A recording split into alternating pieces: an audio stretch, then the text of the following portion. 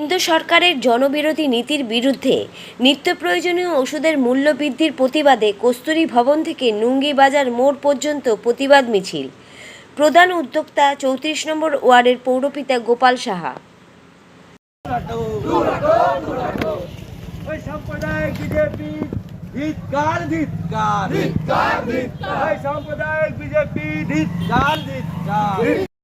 দেখুন, বিজেপি সরকার তাদের যে সিট ছিল প্রথমবারে 2019-এ 2000 সিটে অনেকটা চলে 2024-এ তারা জোড়া তালি মেরে সরকার গড়েছে। যেভাবে সাধারণ মানুষের উপর একের পর আঘাত আনছে, যে 900টা ওষুধের দাম বাড়ানো হয়েছে সেইগুলো দেখা যাবে। বেশিরভাগ প্রেশার, সুগার এই ওষুধগুলোও আছে তার লিস্টের মধ্যে। যে ওষুধগুলো মানুষ এখন নিত্য প্রয়োজনীয় খাবার না খেলে মানুষকে ওষুধ খেতে হয়, যে ওষুধগুলোর আজকে যদি 10 টাকা দাম ছিল সেই ওষুধ তার 12 টাকা দাম করে দিয়েছে। সেইখান থেকে থাকতে আর প্রত্যেকটা পদে বাংলাকে কিভাবে কালিমালিত্য করা যাবে, কিভাবে কি করা যাবে।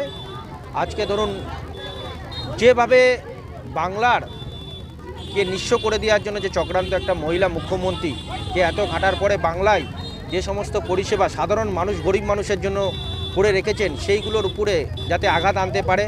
কারণ তারা যে জায়গায় লক্ষ্মীর ভাণ্ডারের কর্মসূচির মতন কর্মসূচি নিয়েছিল নানান রকম নামে, তারা কিন্তু কিছুদিন চালানোর পরে সেগুলো সব বন্ধ করে দিয়েছে। ভোটে জেতার পরে 3-4 মাস যাওয়ার পরে সেগুলোকে সব বন্ধ করে দিয়েছে। কিন্তু বাংলার মুখ্যমন্ত্রী যে কথা দিয়েছিলেন তার টাকা সামান্য হতে পারে, কিন্তু সেই টাকাটাতে সে বরাবর কিন্তু সমস্ত সার্ভিসে বজায় রেখেছে, কারো কিন্তু বন্ধ করেননি। কিন্তু যেভাবে বিজেপি সরকার একের পর এক সিদ্ধান্ত নিচ্ছে, একের পর এক ঝামেলা, আমরা ঝামেলা থেকে বেরিয়ে নতুন ভারতবর্ষের দিকে এগাচ্ছিলাম, কিন্তু দেখা যাচ্ছে আমরা আবার পিছাচ্ছি।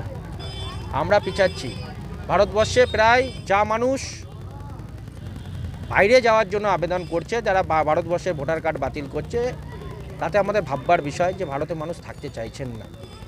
এমন এক অবস্থা যেখানে ঝামেলা, একটা ধর্মের সাথে আরেকটা ধর্মের ঝামেলা লাগিয়ে দিয়ে সেই ঝামেলা থেকে যাতে মানুষ সেই ঝামেলা নিয়ে মেতে থাকে, আর তারা নিত্য প্রয়োজনীয় জিনিসের দাম একের পর এক জানি বাড়াতে থাকে।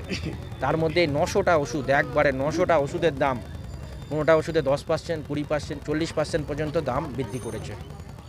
এটা উচিত নয়।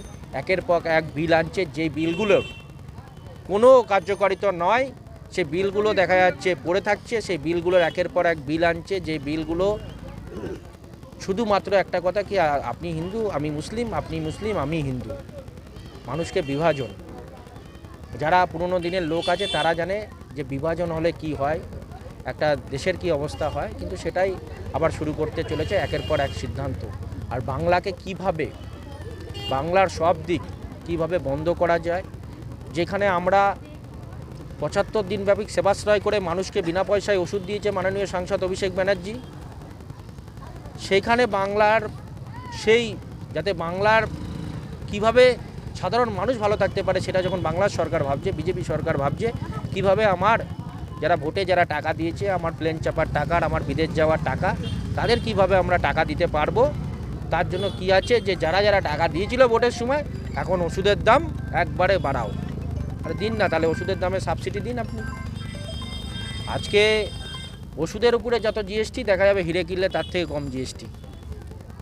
তাহলে কাদের সরকার? তো সেটাই আজকে আমাদের মূলত যে ওষুধের দাম নিয়ে আমরা আরও আন্দোলন করব, যাতে ওষুধের দামগুলো ঠিক থাকে।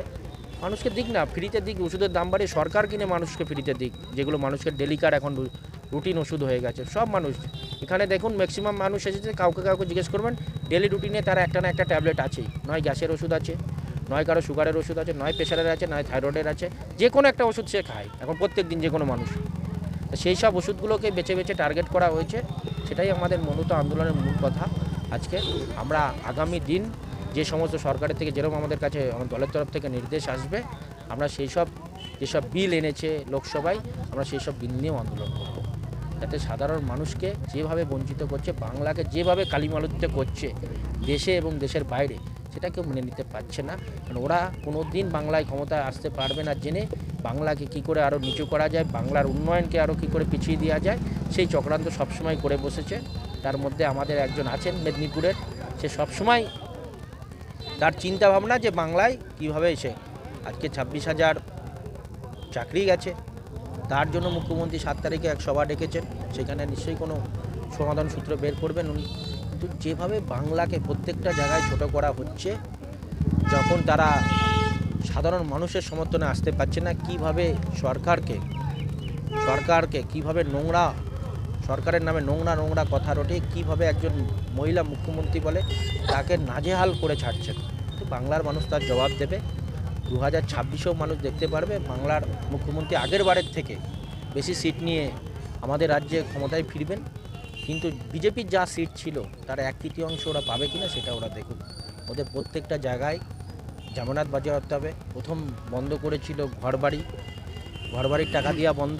আজকে মানুষ ঘরবাড়ি ভেঙে সেখানে মাননীয় মুখ্যমন্ত্রী 12 লাখ বাড়ি দিয়েছেন। সমস্ত জায়গায় যেই খাতে রাজ্য সরকারের যেটা পাও না, যেটা মোদী সরকারের দান নয়, এটা রুলস, সেই অনুযায়ী যে টাকা পাওয়ার দরকার সব টাকাই বেশিরভাগ টাকাই বন্ধ যাতে কি বাংলায় যে সমস্ত সাধারণ মানুষকে নিয়ে মাননীয় মুখ্যমন্ত্রী যেভাবে চলতে চাইছে, একটা মহিলা যাতে লক্ষ্মীর ভাণ্ডার পায়, একটা মহিলা যে বাচ্চা মেয়ে যে উপস্থিত পাচ্ছে বিয়ের সময়, সেইগুলো কোনো সরকার কোনো রাজ্যে দেয় না। 1 কোটি মহারাষ্ট্রে দিয়েছিল, 60 লাখ তারপরে যখন নির্বাচন হয়ে গেছে 3 মাসের মধ্যে বন্ধ করে দিল। তাহলে বাংলার মুখ্যমন্ত্রী কিন্তু যারা পেয়েছিল তারা কিন্তু এখনও বন্ধ করে, সেটাই পার্থক্য আছে, পার্থক্য থাকবে। বাংলায় কীভাবে চলবে, সবাইকে একসাথে থাকতে চাই বাংলায়।